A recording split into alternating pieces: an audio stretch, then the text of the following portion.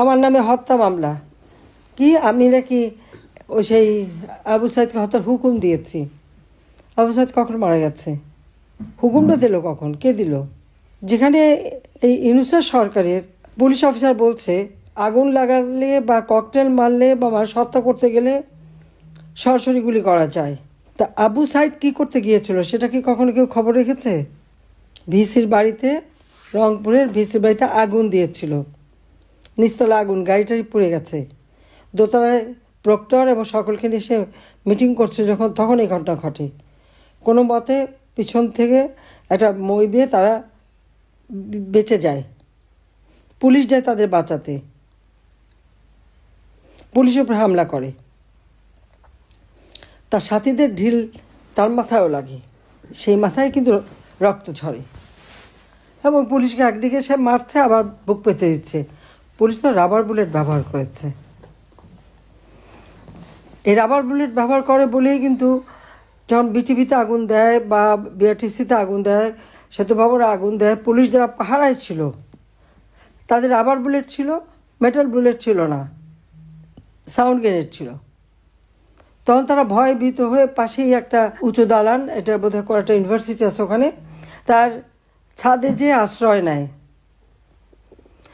RAB helicopter নিয়ে যে তাদের সেই পুলিশকে উদ্ধার করে।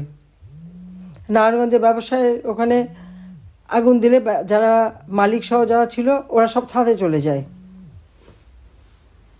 আমাকে ফোন করে, আমি সাথে সাথে হেলিকপ্টার পাঠিয়ে তাদেরকে উদ্ধার করি। এবং সেই র্যাবের হেলিকপ্টার নিয়ে যারা উদ্ধার করেছে সেটাও নাকি হেলিকপ্টার থেকে নাকি গুলি করেছে। হেলিকপ্টার থেকে গুলি করা যায় না, এটা তাদের জানা উচিত। ইউনূস আমলেই তো র্যাবের ডিজি বলে দিল যে র্যাব হেলিকপ্টার থেকে গুলি করেনি, সাউন্ড গ্রেনেড মেরেছে। কিন্তু আমার মামলায় সবার হত্যাকাণ্ডের সব হুকুমদার নাকি আমি নাকি হুকুম দিয়ে দিয়ে এই ঘটনাগুলি ঘটিয়েছি। আমি কেন হুকুম দিতে যাব? আমি তো সবসময় সংঘাত এড়িয়ে চলার চেষ্টা করেছি।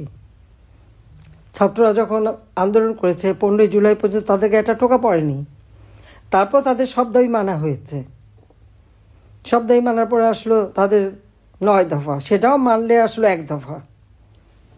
এরপরে আর আমার থাকার কি অর্থ থাকতে পারে? যাদের জন্য এত কষ্ট করে দিন রাত দেশটাকে উন্নত করলাম, দেখলাম তাদের মধ্যে অনেকে নেমে পড়ল। তাদের ধারণা যে আমি না থাকলে খুব ভালো দেশ চলবে।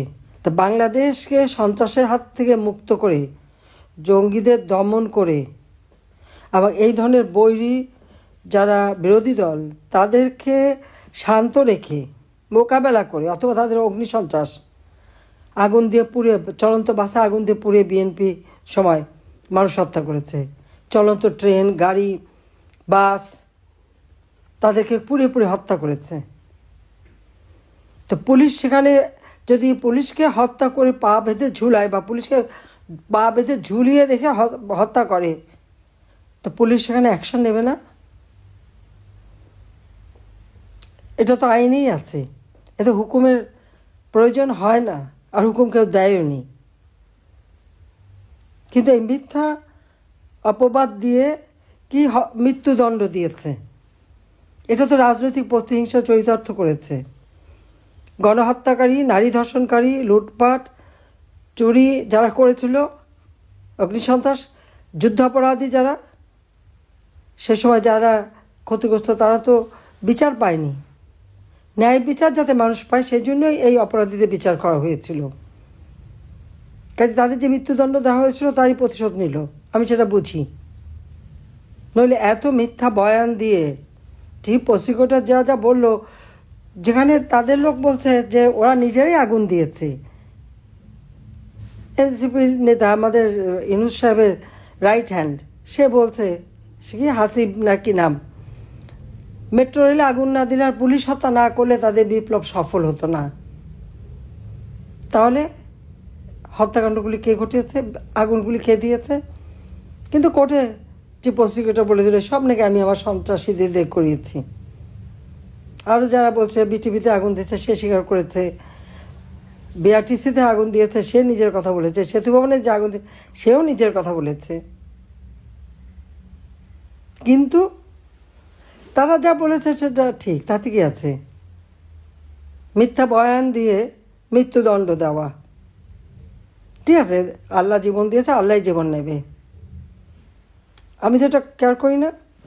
তারা যাবে বলছে আন্তর্জাতিক আদালতে, আমি হচ্ছে আন্তর্জাতিক আদালতে যাক, সেখানে গেলে তো আমি বলবো, তাদের বলবো যে ওই কবর থেকে লাশ তুলে যেন তারা ফরেন্সিক করে তাদের এক্সপার্ট দিয়ে তারা যেন দেখে কোনটা সত্য এবং কি বয়ান দিয়েছে চিফ প্রসিকিউটর আর ঘটনা কি ঘটেছে সেটাও তারা যাচাই করবে। না যাচাই করে কিছু করবে না, আমি সেটাই চাই, তারা যাচাই করুক এবং যাচাই করার পরে যারা আদালতে দাঁড়িয়ে মিথ্যা বয়ান দেয় তাদেরও বিচার করা হবে, তাদেরও বিচার করা হবে। আজকে আমার হাজার হাজার নেতা কর্মীকে হত্যা, শিশুদের উপর নির্যাতন, 16 বছর একটা ছেলে মিছিলে গেল, সেই জন্য সেই শাকিলের পাটা কেটে ফেলে দিল। আমাদের উপর হত্যার দোষারোপ করে 1400, কোথায় 1400? তো এই যে মিথ্যা অপবাদের খেলা, আর আওয়ামী লীগের নামে যত মিথ্যা মামলা দেওয়া হয়েছে, এই বিষয়গুলি আরও ভালোভাবে তুলে ধরা দরকার। আর সেই সাথে আমি বলবো যে আমাদের ছোট ছোট শিশুদের যে গ্রেপ্তার করা, গোপালগঞ্জে সেই 13 বছরের একটা ছেলেকে গ্রেপ্তার করলো, 14 বছরের ছেলে, এমনকি 3 বছরের বাচ্চা মা সহ তাকে গ্রেপ্তার করে নিয়ে গেল, 1 বছর বাচ্চা বুকের দুধ খায় তাকে রেখে মাকে অ্যারেস্ট করলো। এবং কারাগারে আজকে যে নির্যাতনগুলি চলছে, ভয়াবহ নির্যাতন, তাদের একটা ভালো মানে পরিষ্কার পানি পর্যন্ত দেয় না গোসলের জন্য, ময়লা পানি, খেতে দেয় না ঠিক মতো, পানিটাও খেতে দেয় না, ফ্লোরে ফেলে রাখে।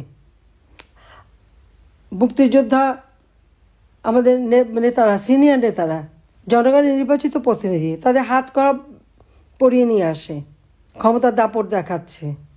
ওই যে 3 জন যারা এই ছোট্ট শিশুর জন্য কোর্টে যে দাঁড়িয়ে জজ সাহেবকে বলে, তা ওখানে আইনজীবী নাই, গোয়েন্দা সংস্থার লোক যে কোর্টকে হুকুম দেয় জামিন দেওয়া যাবে না, ওই 3 জনের নাম ঠিকানা খুঁজে বের করেন।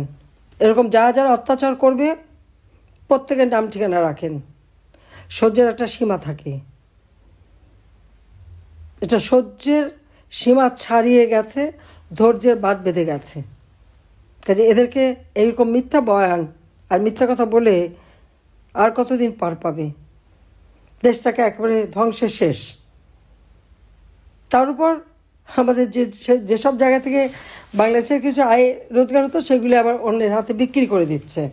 ঠিক যেদিন আমাকে মানে মৃত্যুদণ্ড দিল সেই দিনই চুক্তি হয়ে গেল আমাদের পোর্ট বিক্রির দিনটাও বেছে নিয়েছে। আপনারা একটু খেয়াল করে দেখেন, এত কষ্ট করে আমাদের এই পোর্টগুলিকে আমি উন্নত করেছিলাম যেন বাংলাদেশের ব্যবসা বাণিজ্য কোভিডের সময়ও আমার বিনিয়োগ বন্ধ হয়নি। সে বছর আমার $2 বিলিয়ন বিনিয়োগ এসেছিল, পোর্ট বন্ধ হয়নি, ব্যবসা বাণিজ্য বন্ধ করিনি, সব ব্যবসায়ীদের বিশেষ প্রণোদনা দিয়েছি। ওই গার্মেন্টস শ্রমিকদের বেতন সরাসরি আমি দিয়েছি, কারণ মালিকরা দিতে পারছে না, তাদের আয় নাই, ঠিক আছে আমি দিয়ে দেবো, তাদের নামে সরাসরি বেতন চলে গেছে। প্রত্যেকটা মানুষের আর্থিক সহায়তা যারা কোনো কিছু করতে পারে না, এবং চিকিৎসা সেবা সকলের সহযোগিতায় বাংলাদেশে কোভিড নিয়ন্ত্রণে যে 5টি দেশ ওয়ার্ল্ডে, বাংলাদেশ তার মধ্যে অন্যতম। এগুলি খুব খারাপ কাজ। আর এই বাচ্চা ছেলে মেয়েদেরকে যে বেয়াদব বা যেসব ভাষা, আমার খুব অবাক লাগে, যে সমস্ত ভাষা নিষিদ্ধ পল্লীতে বা বিভিন্ন জায়গায় ব্যবহার হয়, আমি জানি না এরা নাকি লেখাপড়া শেখা জেনজি অমুক সমক, তাদের মুখ থেকে সেই সব ভাষা কিভাবে প্রচার হয় আমার লজ্জা হয় দেখতে এবং জানতে, যে আমাদের জেনারেশনটাকে কোথায় নিয়ে যাচ্ছে, একেবারে নির্লজ্জ করে দিচ্ছে, অসভ্য করে দিচ্ছে, ছাত্রছাত্রীদের দিয়ে শিক্ষকদের অপমান করা। এই ছাত্ররা নামধারীরা যে প্রধান বিচারপতি থেকে শুরু করে সবাইকে পদত্যাগ করায়। জিয়াউর রহমান আমাদের সেনাবাহিনীর প্রায় 1400 মানুষকে ফাঁসি দিয়েছিল বিভিন্ন জেলে, এগুলি রেকর্ডেড। আর সরাসরি ফায়ারিং স্কোয়াডে দিয়ে আরও প্রায় 1500-2000 সেনাবাহিনীর সদস্য অফিসারদের হত্যা করে 75 সাল থেকে 67 সাল পর্যন্ত। এরপর আবার এরশাদ এসে 11 জন সেনা অফিসারকে ফাঁসি দেয়। আজকে যেসব অফিসার জনগণকে রক্ষা করতে গেছে, রাষ্ট্র সম্পদ রক্ষা করতে গেছে, তাদেরকে কারাগারে নিয়ে যায়। আর আওয়ামী লীগকে তো শেষ করে দেবে। ভেসে আসা দল না আওয়ামী লীগ। আওয়ামী লীগ মাটি মানুষের ভিতর থেকে গড়ে উঠেছে, অবৈধ ক্ষমতা দখলকারী পকেট থেকে না। কাজে অবৈধ অসাংবাদিক ফ্যাসিস্ট ইউনূস আর তার দোসর জঙ্গি, সন্ত্রাসী, খুনি, ইনশাআল্লাহ এদের বিচার একদিন বাংলাদেশে হবে। কিন্তু আমাদের নেতা কর্মী, সমর্থক এবং যারা নির্যাতিত, তাদের সবাইকে এক হয়ে সোচ্চার হতে হবে। যার যা কিছু আছে তাই নিয়ে প্রতিরোধ গড়ে তুলতে হবে। ভয়ে ভীত হয়ে থাকলে চলবে না, ভয়কে জয় করতে হবে। ভয়ের রাজত্ব কায়েম করে যারা আছে, এরা এত বেশি ভীত যে জন্য ভয়ের রাজত্ব কায়েম করে। কাজে ভয়কে জয় করে সবাই এক হয়ে নামতে হবে এবং এর প্রতিরোধ করতে হবে। গণতন্ত্র উদ্ধার করা, সকল বন্দীদের মুক্তি দেওয়া, অবৈধভাবে এই ক্ষমতা দখলকারীকে ক্ষমতা থেকে হটিয়ে জনগণের জীবনের নিরাপত্তা নিয়ে আসা এবং দেশের আর্থসামাজিক উন্নতি করা, এটাই আমাদের লক্ষ্য। গণতন্ত্র উদ্ধার করবার জন্য সবাইকে আবার এক হওয়ার আমি আহ্বান জানাচ্ছি। সন্ত্রাস, জঙ্গিবাদের বিরুদ্ধে প্রতিরোধ গড়ে তোলার আহ্বান জানাচ্ছি। আমি আবার সেই নির্দেশই দিচ্ছি আমি সবাইকে, যে আবারও যার যার কিছু আছে তাই নিয়ে আপনারা মোকাবেলা করেন। আপনার ঘর যারা পুড়িয়েছে, আপনার মাকে যারা অপমান করেছে, চেহারা চিনে রাখেন। হাহুতাশ করার সময় নেই এখন। জনতা জয় হবেই। ও মৃত্যুদণ্ড দিক যা দিক ওটা আমি পরোয়া করি না, কারণ আমি সবসময় আল্লাহর উপরে বিশ্বাস করে চলি। নইলে যে দেশে আমার বাবার খুনি আর যুদ্ধাপরাধীদের ক্ষমতায়, সেই জিয়াউর রহমান, সেও তো 15 আগস্ট হত্যাকাণ্ডের সাথে জড়িত। খালেদা জিয়া, তারেক রহমান সহ ইউনূস বাহিনী, এরা সবই তো 21 আগস্ট গ্রেনেড হামলার সাথে জড়িত। তা আমি তো সেই অবস্থায় দেশে ফিরে আসছিলাম, এসে তো দেশকে উন্নতি করেছি। আওয়ামী লীগকে 20 বছর ক্ষমতায় রেখেছি, এটা তো অস্বীকার করতে পারবেন না যে আওয়ামী লীগ ক্ষমতায় আসলে দেশের উন্নতি হয়। আর তাছাড়া বাইরে যারাই আসে তারা লুটপাট করে অবনতি করে, এটা হলো বাস্তবতা। এই কথা জনগণকে বোঝাতে হবে এবং জনগণের শক্তি বড় শক্তি। সবাইকে ধন্যবাদ। জনতার জয় হবেই। জয় বাংলা, জয় বঙ্গবন্ধু, বাংলাদেশ চিরজীবী হোক। খোদা হাফেজ।